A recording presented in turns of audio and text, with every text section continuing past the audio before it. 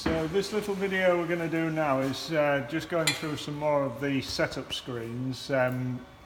What we're going to take a quick look at now is the job menu screens, the batch count screen and the Totaliser screen.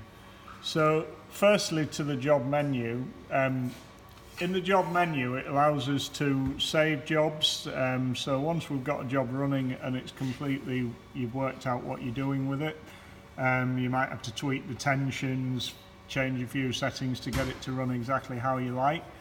So once you've done that, you can then go to save the job. So I'm going to hit the save job key. Now you'll notice I can't actually just save over it, and the reason for that is at the moment we've got a master job loaded, and the master jobs are templates which come from the computer, and they have, I'll just go back again and show you the master jobs quickly, but in the master jobs we have a master for each size of spindle, so 76, 50 and so on right down to 19. So if you're changing spindle sizes, if you just load up a master job, then that will get you all the settings that you need factory set, and they should be somewhere very, very close, if not good enough for you to run at.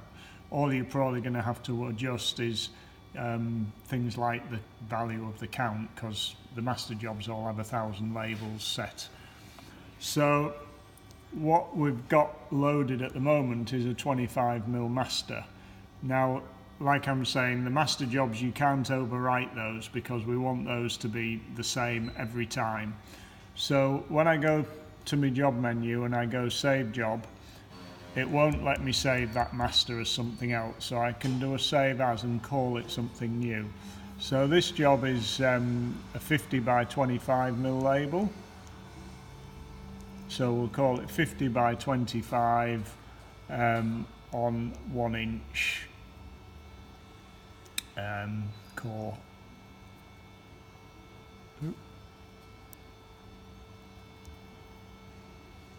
So I've called it 50 by 25 on 1 inch. I can save that now. So then I can see this on my list of jobs and I can load it. So we're now running on 50 by 25 on 1 inch core. At the moment we've got the count set to 250. If I was to say change that to 300, because we're now on a loaded job, I can now go back to the job menu, save it, and it'll let me resave that job. It's only the masters that you can't save a master. You have to do a save as if it's a master job. But once you've done a save as, given it a name, you can load it. So we've got a lot of different jobs here. I can load that one. Don't know what I've loaded there, but it's just decided to do a cut. So obviously that had a very small count in there. We'll go back, job menu, load master, and I'll load a 25mm mandrel master. Or we could load the one that we've just had, which is 50 by 25 on a 1 inch core. Well, it's done half a cut, so we may as well finish it.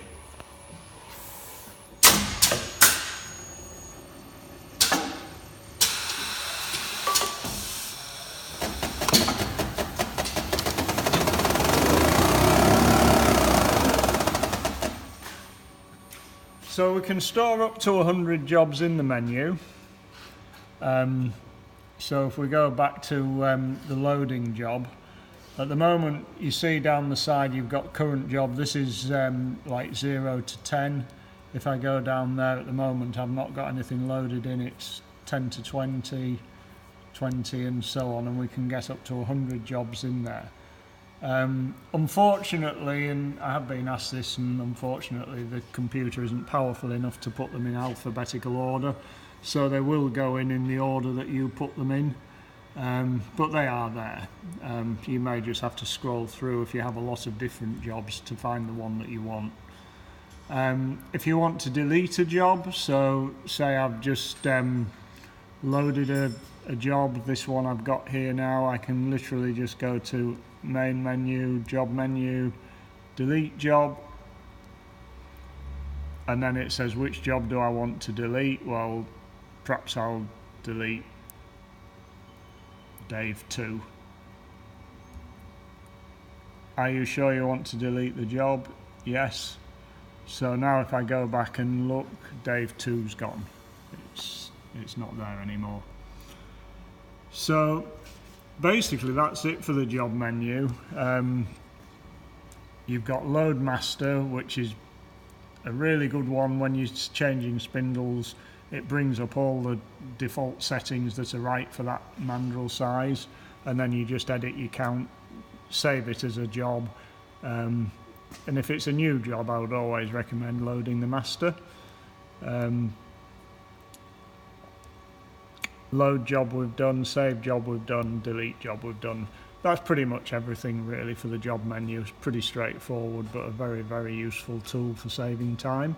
So the next thing we're looking at is the batch count. So if we go to main menu, we can click on the batch count, and what this is doing is it's telling us how many labels we've produced and how many rolls we've produced. And it's a very useful feature, because if you've got an order and say you've got to produce 300 rolls or 500,000 labels, at any point you can just go onto this and it'll tell you how many rolls you produced and how many labels you produced. So instead of having to count how many rolls you've got on the bench or you've packed in boxes, you can just look at the screen and it'll tell you. So it tells you here the number of lanes, which is 6. This is basically how many across we are, which is 1, 2, 3, 4, 5, 6. So you enter that value so that every cycle it knows how many rolls you produced. And then it times is the 6 by your label count to tell you the total number of labels. There's a reset feature there, so when you're ready to begin, you make sure that's reset, and then away you go. So we hit the start button. We're currently making 300 labels on a roll, so we'll get to 300.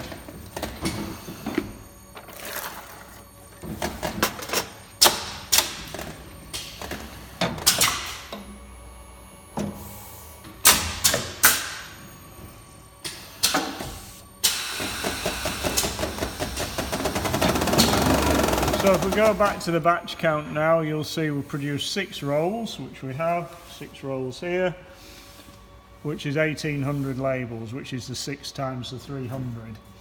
So that will just keep incrementing. So as we go again,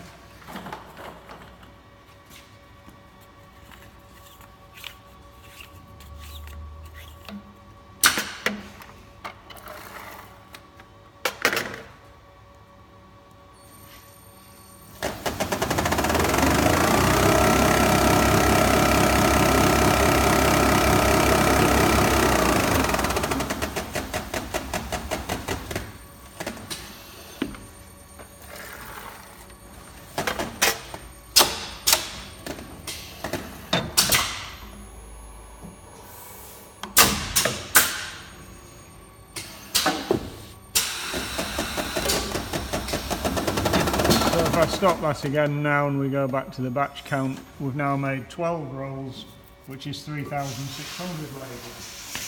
So at any point through the production run, you can just go onto that screen and see exactly how far through the order you are. It's a very useful feature. Another quite useful thing you can do, if you have a problem halfway through a particular set of rolls and they end up being scrap, you can choose to reject that set from the count. So when you get to your batch complete,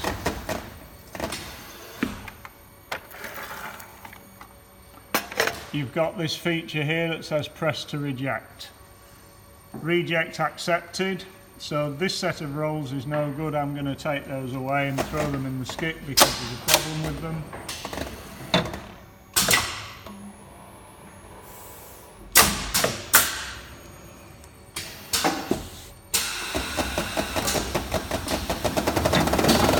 Go back to that screen now, we're still on 12 rolls and 3,600 labels. It hasn't added that last set to the total. So that's just another useful feature. So that's how the batch count works, and then the other useful thing we have is this one called Totaliser. So the Totaliser will tell us the total meters run. So from putting the job on at the beginning, we've run 68 meters. And again, that can be quite useful, because if you zero this at the beginning of a job, if I press it, it goes to 0, you probably know that this particular job of, I don't know, 300,000 labels should use 12,000 linear meters. And you can use this to see how much your scrap is. So at the end of the job, when you finish running it, if you know it's a 12,000 linear meter job, or should be, you can see, well, actually I've used 12,250, so that's not so bad, but where's that 250 meters of scrap gone? It gives you a good way of monitoring your efficiency and your scrap. The total hours run is how many hours the machine has run since it was built, and the life meters run is how many meters it's run since it was built. These are a bit like your mileometer on your car. They're not resettable. It's just to give you an idea of how much the machine's been used and how many meters you've run. So that's what the Totaliser does. And for this little video, that's all we want to do. Thank you.